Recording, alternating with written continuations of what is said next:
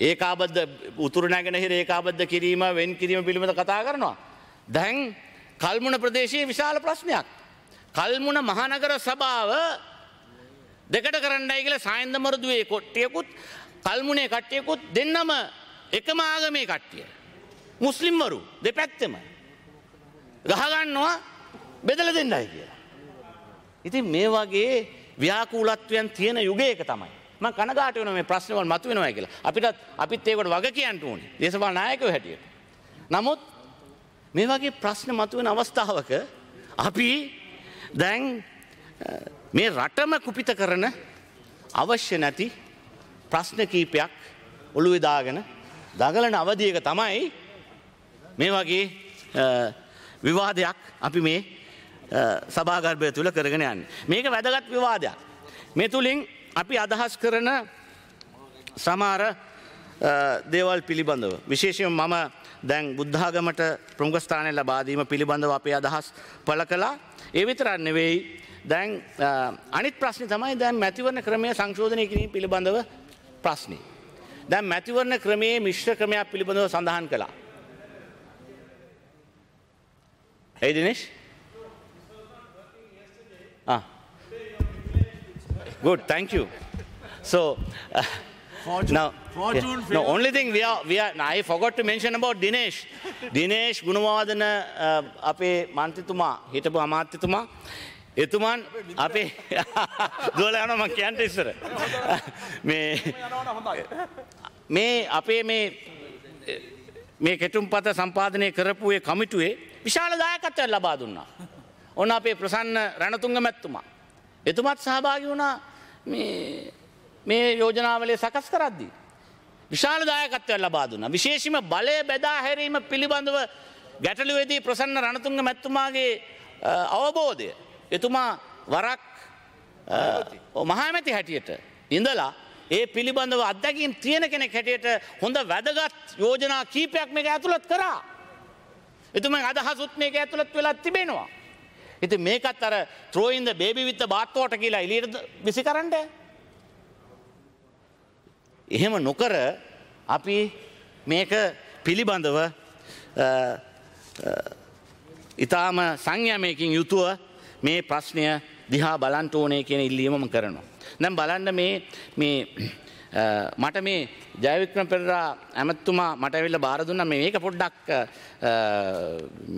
ගැන කතා කරන්න. මොකද සිංගප්පූරුවේ තියෙන සිංගප්පූරු මේ දණ්ඩ නීති සංග්‍රහයේ තියෙන සමහර වගන්ති.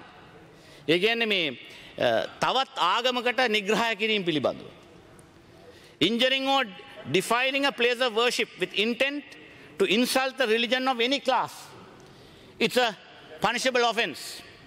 Trespassing on burial places, disturbing religious assembly, uttering words with deliberate intent to wound the religious or racial feelings of any person is a punishable offense with terms of imprisonment mentioned. And these are all several different offenses contained in the Singaporean constitution. That is why Singapore today is a developed nation.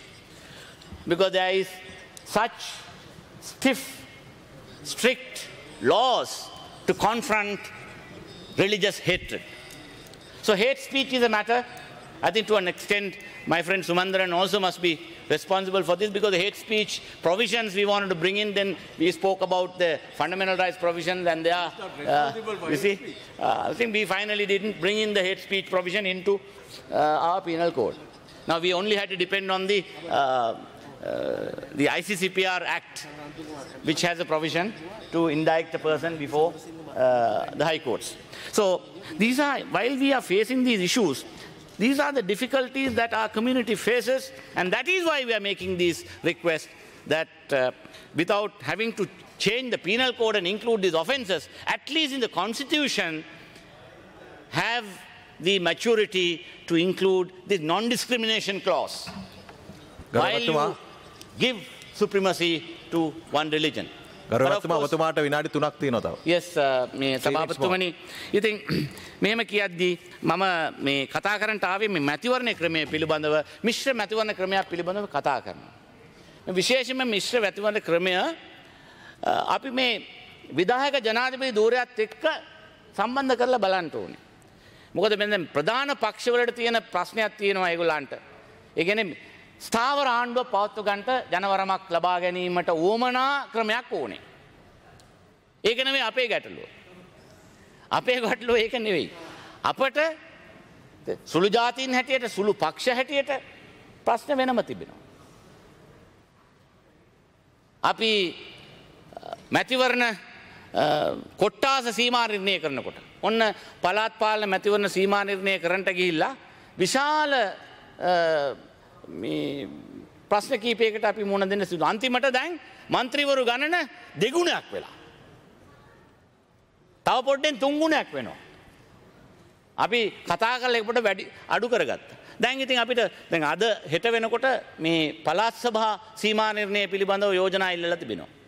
නමුත් පළාත් සභා යෝජනාව අවුරුදු 30කට කලින් තීරණය කරපු මන්ත්‍රී සංඛ්‍යාව තමයි තාමත් තියෙන්නේ. නමුත් හැම ජන මේ සංගණනයෙන් පසුව සීමා නිර්ණයක් කළ යුතුයි. ඒ කරලා නැහැ. එහෙම කරලා තමයි මේ පිළිබඳව මන්ත්‍රී සංඛ්‍යාව තීරණය කරන්න ඕනේ කියන ප්‍රශ්නයක් තියෙනවා. මේ පිළිබඳව මැතිවරණ කොමසාරිස්තුමාට ඊයේ අපි සාකච්ඡාවක් කළා. No, that freezing part, you know, by a proviso, you can't freeze a provision of law. And that issue has to be discussed, Dinesh, in order to see that some justice is done to everybody. Now you understand that even the local government elections, you know, we may not have agreed to these amendments unless there was an increase in the numbers. At least that gave us some room, though there are still many discrepancies. And you yourself are coming and complaining today that this whole thing is full of contradictions. And you will see after the election, මේ ඡන්දෙන් පස්සේ බලන්න පුළුවන් කීප පොලකද මේ අස්ථාවර ආණ්ඩුව ඇති වෙන්නේ කියලා බලන්න පුළුවන්. අපි මේ ස්ථාවර ආණ්ඩු ඇති කරන්න පුළුවන් කියන චේතනාවෙන් ඉදිරිපත් කරපු මේ අලුත් මැතිවරණ ක්‍රමය තුළ විශාල ප්‍රශ්න රාශියක් තියෙන බව මම අනාවැකියක් අදම කියන්න ඕනේ. කාන්තාවන්ට ඕන තරම් ඉඩ දෙන්න පුළුවන් අපිට ප්‍රශ්නයක් නැහැ. අපිත් ගරු එමතුමා ඔබතුමාගේ වෙලාව අවසానයි. ඔබට දැන් ඒක ජනතා විමුක්ති පෙරමුණ වෙලාව අවසానයි. අමාර කරන ඔබතුමන්ලගේ පක්ෂයේ ඉල්ලීමක් තමයි 120කට අඩුව ඡන්දය ගත්ත ඕනෑම පක්ෂයකට කාන්තා නියෝජනය පිළිබඳව තියෙන නිගමනය බලපාන්න නැහැ කියන ඒ උවමනාව. ඉතින් ඒක ඔබතුමන්ලගේ නායකතුමා මෙදාම කිව්වා අපේ කරපිට දාලා මේ ඡන්දේ කල් දාන්න යන්න එපා. ඒ හින්දා කරුණාකරලා ඒක නොතිබුණත් කමන්නේ කරුණාකරලා ඡන්දය පිළිබඳව ප්‍රකාශනය ඉදිරිපත් කරන්නටයි කියලා ඉල්ලීමක් කරා.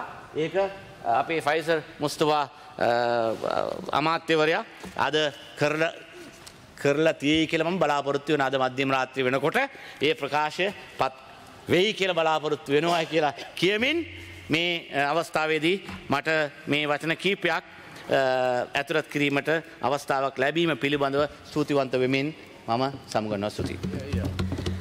ගරු ප්‍රසන්න රණතුංග මන්ත්‍රීතුමා විනාඩි 15ක් තියෙනවා. මුලා සුද හොබෝන ගරු මන්ත්‍රීතුමනි ශ්‍රී ලංකා ආණ්ඩුක්‍රම ව්‍යවස්ථා මණ්ඩලයේ අතුරු